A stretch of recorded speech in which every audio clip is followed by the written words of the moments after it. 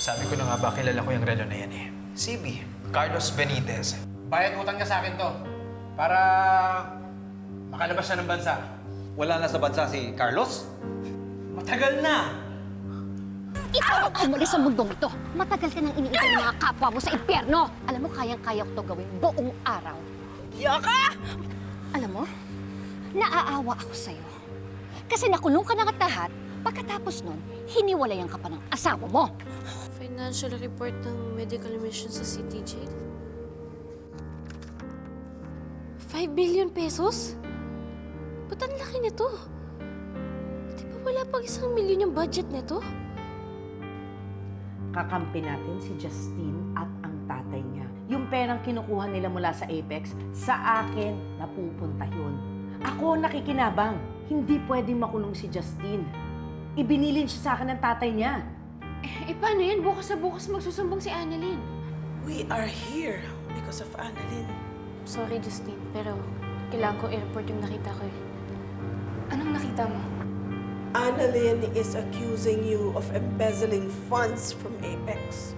Where is your proof, Annalyn?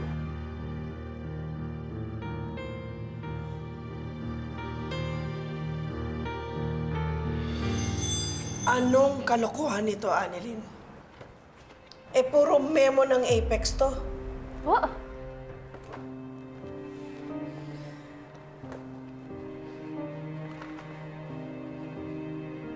Bakit iba yung laman ng folder na to? Paano nangyari yun? Ba't iba yung laman ng folder? Tita Giselle, hindi po ito yung laman ng folder kanina. Hindi ko... Annalyn, is this some kind of a prank para magantihan mo si Justin? Nag-away pa kayo lately? Hindi po kami nag-aaway. Annalyn, ano nangyayari? Kagabi lang sobrang okay tayo. Bakit ngayon sinisiraan mo ko? Justine, hindi kita sinisiraan. Iba talaga yung laman ng folder ngayon eh. Pero nakita ko na yun yung budget para sa City Jail. 5 million nung nakalagay. Enough, Annalyn. RJ, please, ilabas mo na muna si Annalyn. Sige na anak, let's go.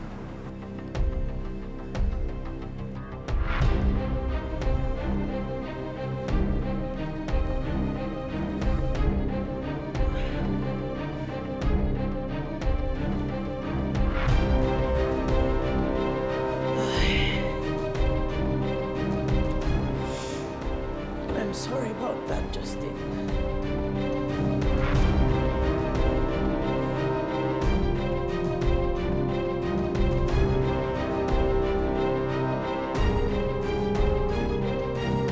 Saan na ba yun? Dito ko lang naman nilagay yun eh. Finally, does it matter? The evidence is gone. Wala ka ng proof against Justine. Hindi ko kasi maintindihan, Zoe. Bakit naman gagawin ni Justin yun? Itong ospital na to, sa pamilya natin to. Parte ka naman siya ng pamilya natin ah. Alam mo, you can ask her, but I don't think sasabihin niya sa'yo yung mga reasons niya. Oh, Annalyn, nakita ka na ba ni Ma'am Justine? Hindi pa. Bakit? Eh, kasi nabutan ko siya dito sa staff room tapos sinalong ka. Nandito siya kanina? Oo. Actually, nagtaka nga ako ba't ang aga-aga niya dito eh. Kita mo na, Zoe? Deny pa siya, galing naman pala siya dito. Sigurado ako siya nagpalit ng laman ng folder.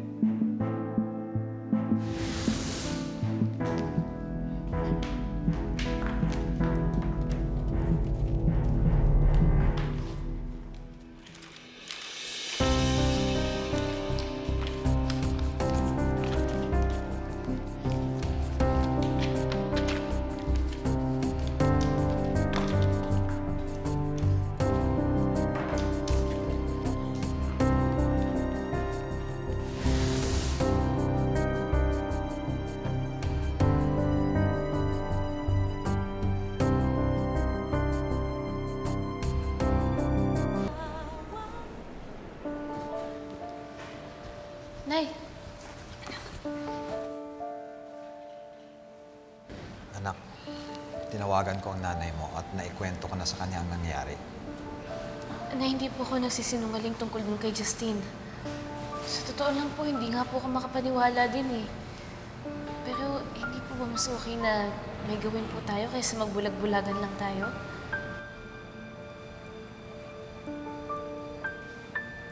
Alam mo, anak, naniniwala ako sa'yo. Pero kasi, anak, kapag kinalaban mo si Justine, makakabangga mo si Ma'am Giselle. Ano pong gagawin ko? Anak, I'll talk to Ray and the rest of the board members para hindi na maulit yung sinasabi mong ginawa ni Justine. Eh, paano naman po si Justine? Anak, everyone deserves a second chance. Malay mo, dahil dito, magbago si Justine.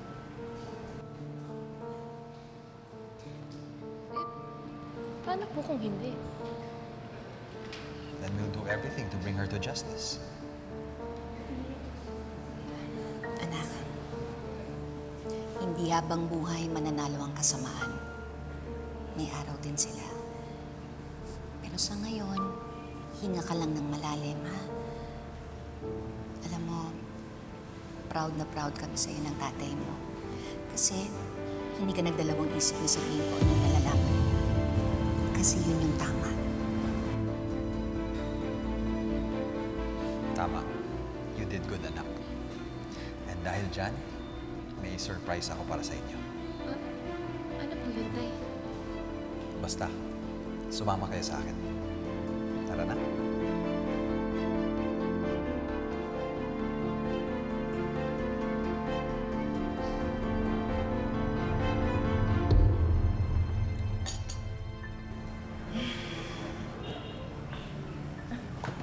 Justine, wanna have a seat? Di ba sabi mo sa akin may sasabihin ka tungkol sa tatay ko? Palusot lang yun. Nabalitaan ko kasi na muntik ka na raw mahuli sa Apex. So naisip ko, magpalamig ka muna. Here, I got you a coffee. Why don't you sit down? Wala akong panahon makipag-asaran sa'yo. Really? Kahit ako pa ang dahilan kung bakit hindi ka nahuli? Hindi ba ito ang ebidensyang hawak ni Annalyn laban sa'yo?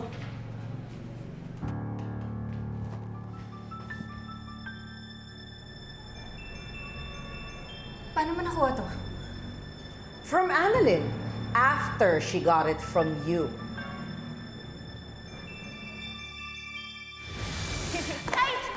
Ano ba? Nag-iingat eh. Naaalala mo ba how she got it from you? So stupid and careless. Mabuti nga nabawi ko pa yan eh. If not, you'd be on your way to jail. Wala ka ng choice, Justine. You owe your freedom to me. Kung hindi ka makikipagkampihan sa akin, the truth about you will come out. Ano na lang ang sasabihin ng nanay mong si Giselle?